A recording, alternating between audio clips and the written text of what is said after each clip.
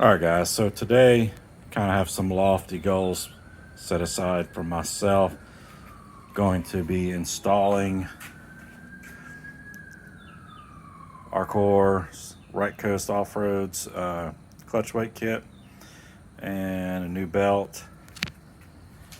Again, this is something else I have not done. Since the tire install went so well, I figured, hey, I can do all this as well. So along with that, I have about 20 other things that I installed that I ordered that I need to get installed. So we'll see how much of that I can get done today, but I'll break that off in a different little video so you can watch what you want and ignore what you want.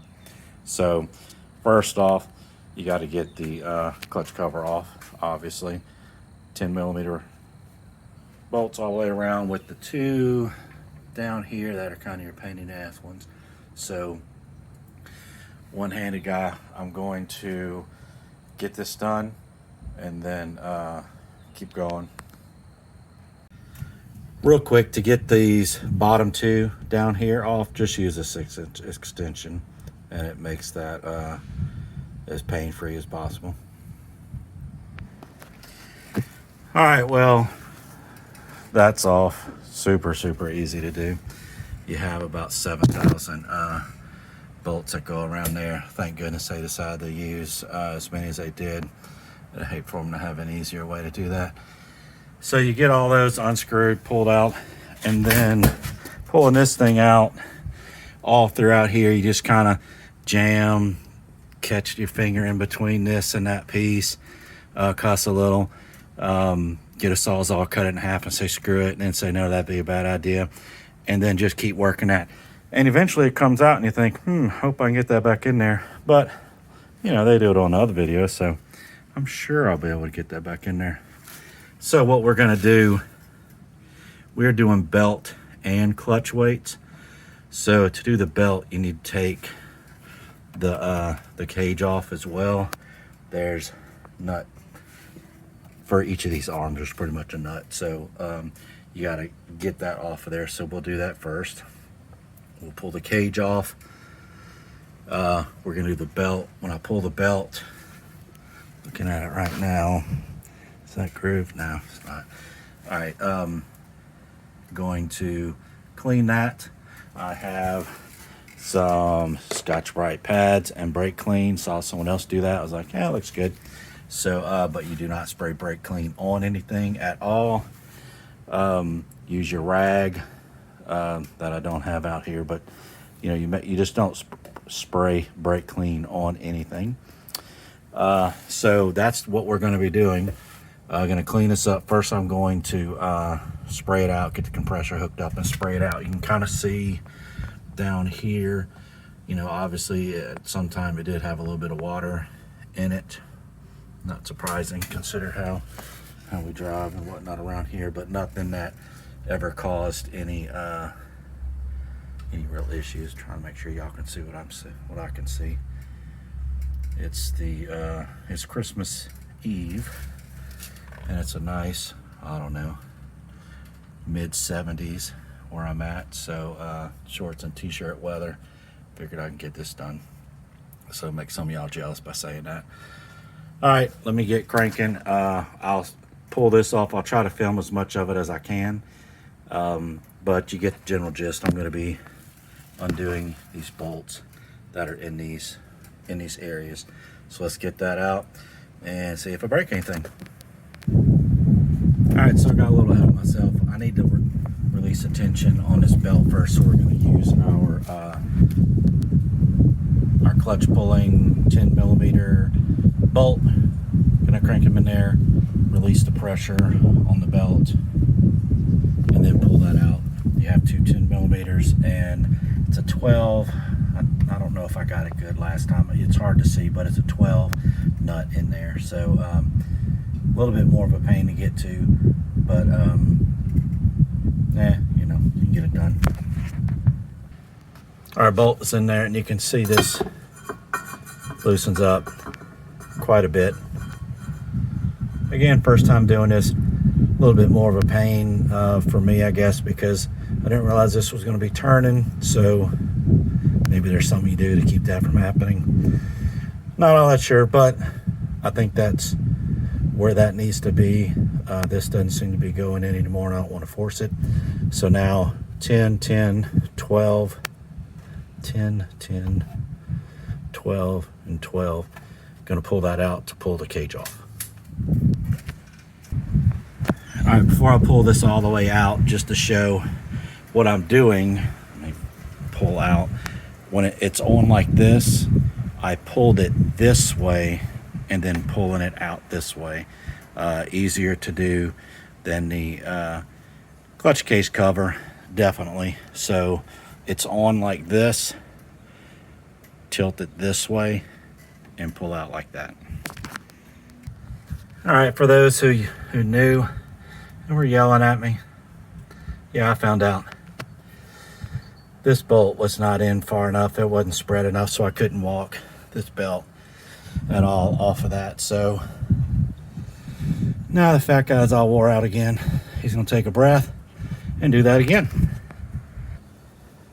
All right, crazy easy once you get the bolt, clutch pulling bolt thing in the right spot. Pulled off the words towards you where you can read them. That's how you put it back on. I have the gboost belt. I do also have another OEM Kawasaki belt, but I'm going to put the gboost belt on. There is some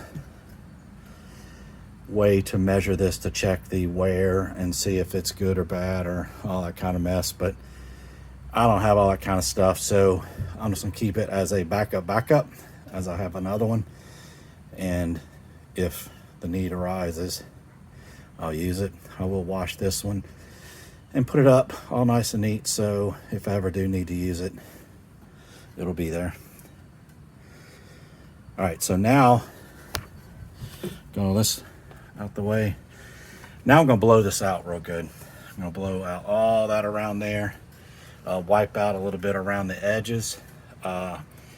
Do see a little bit of dust and whatnot in there, so understandable. I've never had this case off before, so I say you should do it every 100 hours or so. But so I'm going to do that, and then I'm going to clean the inside of the primary there, and I'm going to clean inside there as well, and I'll show you that before I do it. Then put that belt back on, and before we get that all done, gonna do the clutch weights. Okay guys, just FYI, I know it's kind of loud with my compressor, but I have a bunch of dust come out of here, so obviously I needed this a little bit more often. I've gone around a couple times already. Let's just see if I can, I don't know if you can see that on the screen, but I'm going to just keep going back around until I get at least where it's not spraying that much dust out. So something I need to be more cautious of, maintain, or get one of those particulate filters or something. I'm not sure. You can comment below. I'm sure many of you know much more about this than I do. All right, so cleaned up in there a little bit. I'm going to do a little bit more before we put the final, put it on back together. But you're going to take your Scotch bright pad here, a new one. You're going to do primary, and when you clean it, you're going to go up and down with it and just rotate. You're going to do front and back. I checked my sheaves or whatever they call the little part inside here. I checked that, and there's a little rubber buildup, but there are no grooves built into it, so that's good. People worry about that, so it's not something I have to worry about. So I'm going to do that. I'm going to do that, rotate, do that, and just keep doing that front and back. And then also over here for a secondary, going to do the same thing. Clean, clean, clean, turn, turn, turn. And fast forward 30 minutes later, hopefully that'll be done, and we'll get on to the next step. All right, and that's done. So what I'm going to do, I'm going to blow it out again because I believe it knocked a bunch of crap off, and you can kind of tell. Can you see? Yeah, you can see all that crap in there from the secondary. So it did, there was buildup on there, so it knocked that out. I'm sure that's all up in here again too, so I'll spend the time and blow all this crap out before we put the belt on. All right, so I saw this on one of the videos I looked at when I was researching how to do this. Take you a clean Kawasaki green rag, spray it down with the brake clean. Don't spray anything in here with brake clean. Spray the rag with brake clean and wipe the same way you did the Scotch-Brite pad up and down. Wipe everywhere that the belt will touch. Kind of clean those surfaces. So I'm going to do that for secondary and primary. All right, you can see that picking up particulates from there. So I'm just going to continue, finish the secondary, and then we'll get the belt back on. All right, so that's done. Much cleaner than it was. So going to take the gboost belt here and put it on the same way the other came off, with me being able to read the words. I have already done its little wash procedure that is on a gboost site to clean and get rid of any silicone or whatever they said that can happen to get on it during the manufacturing process.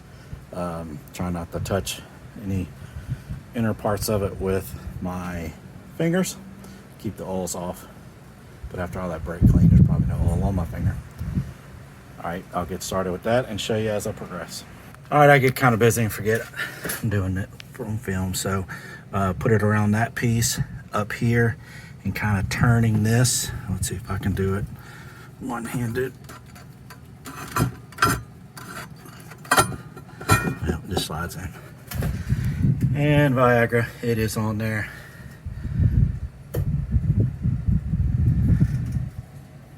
So now I'm not going to tighten it back down because I am going, or you know what I mean, I'm not going to pull that out, seat it, and go through that process yet, because I want to swap out these clutch weights. So I'll stop this video here, call it part one, I guess, like all those other fancy yahoos do, and then if you want to see the next one, if you're doing the other, then you can check that video. I will add the ending part where I put all this back together on here in case you're not really concerned about the weights. All right, continue where we just left off. I'm going to leave this cage off and not put it back on until this is done. Just make it a little easier, and because I don't want to. I'm using the RCOR. I think I said that already, but I'm using the RCOR clutch weights. They supply a couple zip ties. They want you to get both these ends of the belt and kind of cinch them together. I'll look at it. You're not seeing what I'm seeing. Go around the belt, bottom, top, kind of cinch it together to kind of hold it on to here while you're doing this. Not sure why, but they say so and they know what they're doing, so I'm going to do that as well. One moment. All right, guys, so what we're going to do now is put our little supplied cross in. So to do this, I'm trying real hard, guys, so y'all can see what I have to do here. But you're going to kind of lift the belt up. Of course, the belt's super slack with me just having changed it. You want to put your flathead screwdriver in this little section right here, and let me rotate it. It won't rotate back that way, so we'll just rotate this that way. All right, so if you see when I do that, our clutch moves, and I can slip the cross down there where that red dot is. So that's what I'm going to do. I'm going to pry this, slip the cross in there so that we can then start moving the clutch. So then we got to pull the little pins and the little clips and knock the little pins out. But we'll do that in just a second. All right, now let's see if it'll focus good. All right, so the cross is in there. You can see we can move the original one on there. So now we're going to remove the pins. You can see them right there. I'm going to use our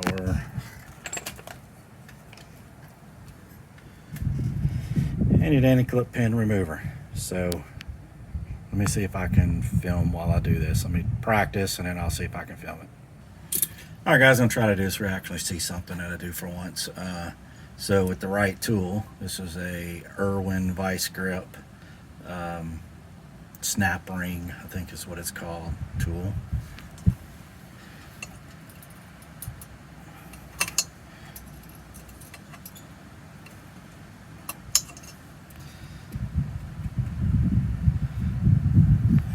You'll see why I pause it in between when I do stuff.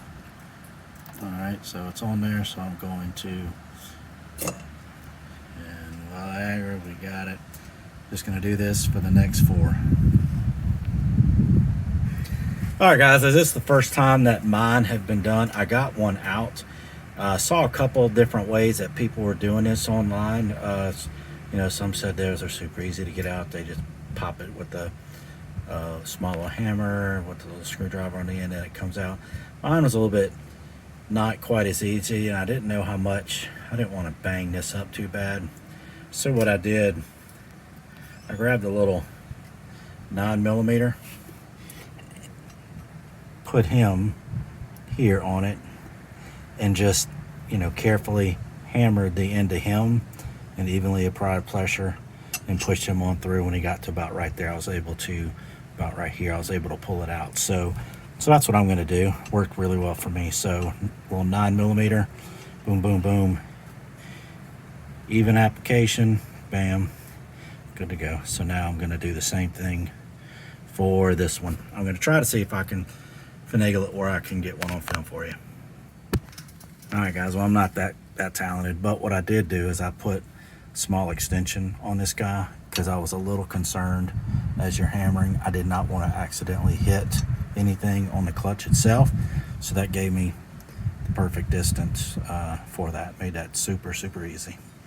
Now I'm going to pull them out, rotate it, let them fall out, then we'll look at them, compare them to the new ones. So I brought them inside. That's all 4 of them. This is one of the new ones. Now I'm not sure if this is what they're talking about when they're talking about the grooving. If so, that's definitely has a noticeable indentation. Looking at it, there may be, I don't know if that's, of course you can't see it, if that's anything back here. The surface seems a little bit dirty, but that could be from all the dust I had back in there, so that's probably not a great thing. So I'll have to make sure I keep that clean. But yep, so this is the ones I pulled out. Again, I'm not sure if that little wave right there is what they talk about when they're talking about grooving. The new one obviously has nothing remotely like that. So gonna go put the new guys back in there. Real quick, I'm going to blow them out again just because they had so much dust before. Maybe freeing that is allow a little more airflow, so I'm going to blow it out one more time and clean it. All right, guys, I got one in. I'll try to show you on the next one. Here it is in. Let me rotate this thing around so you can see better. All right, so mine are not as easy as some of these other guys seems to be, where you just can put it in, use it like a little flathead or something on this side, stick through the tunnel there to hold the weight up, so you can then slide this guy in.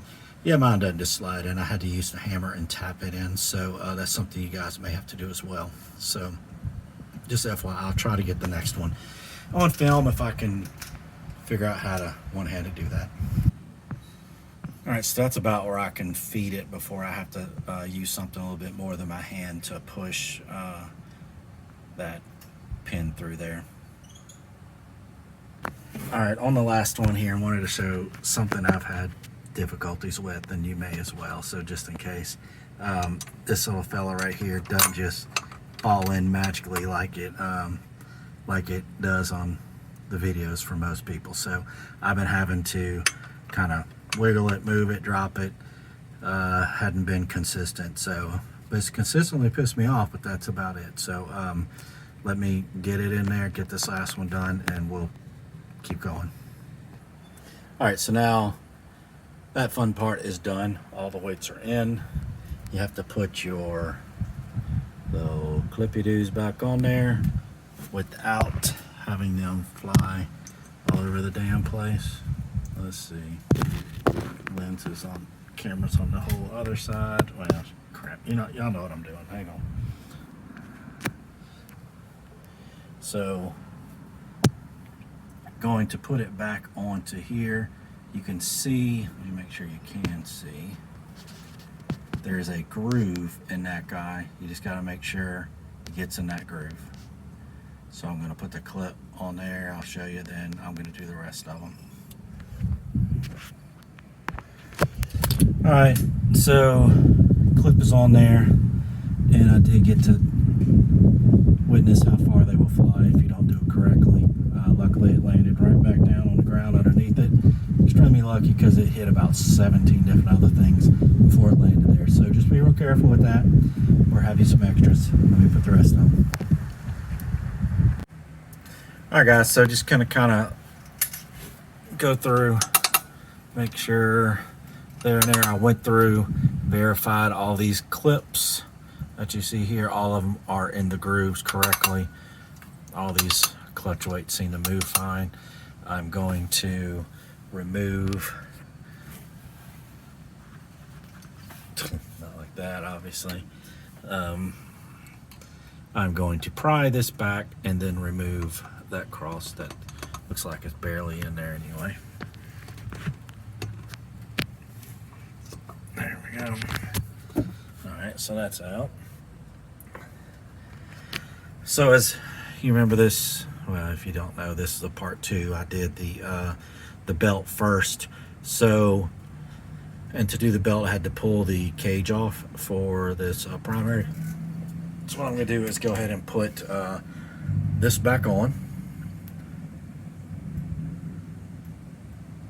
and then finish this up. Then I'll cut the clip, come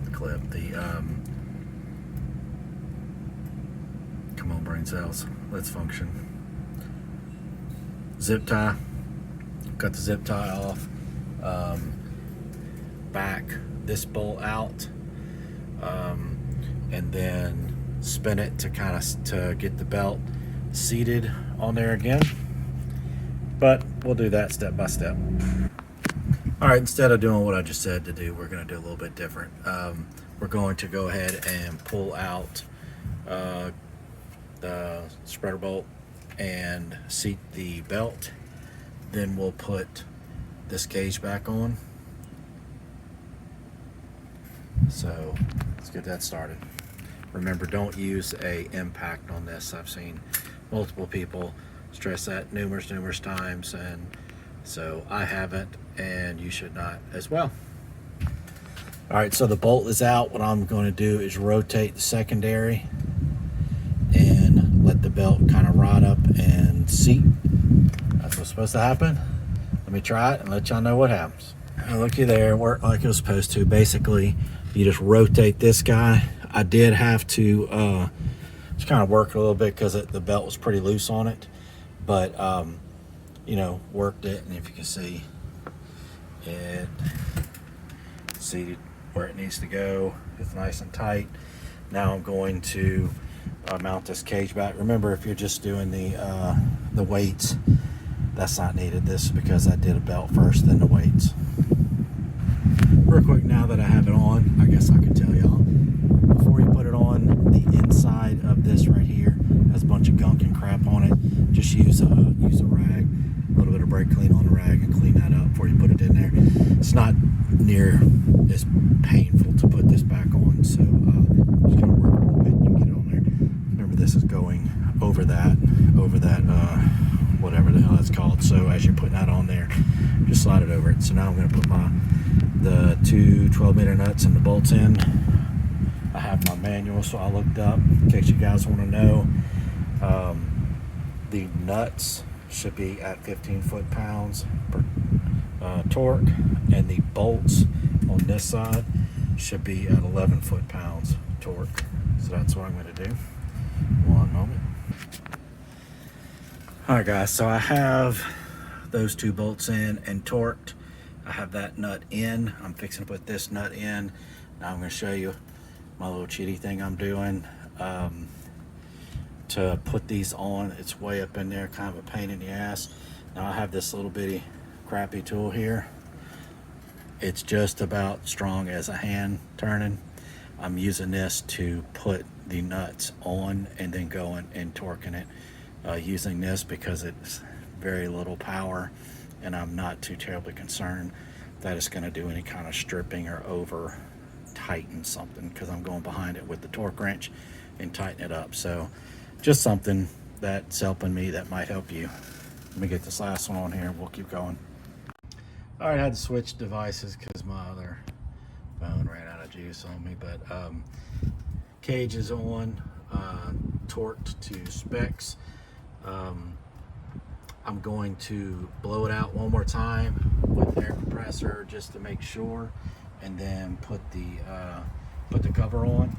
If you want to know those specs, I have a little sticky note. You can't read my writing, I bet, but it's 9 Newton meters or 80 inch-pound for each one of those guys.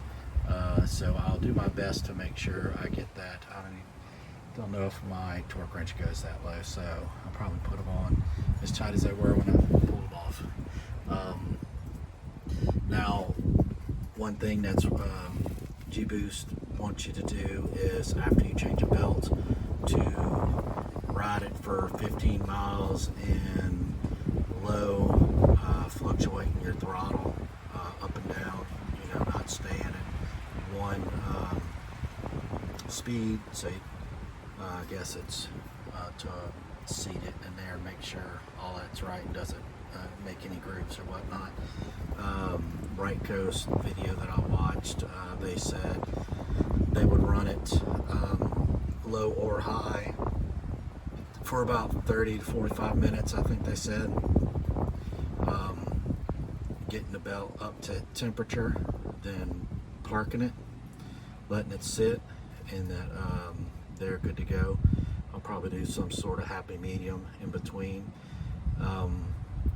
Now, one thing I did do before I did this, I did measure. I have a spot where I can kind of gun it and get it up to speed, and did like a 0 to 45, I think, test using an app on my phone. So I'm going to do the same test after this seats in, and I'll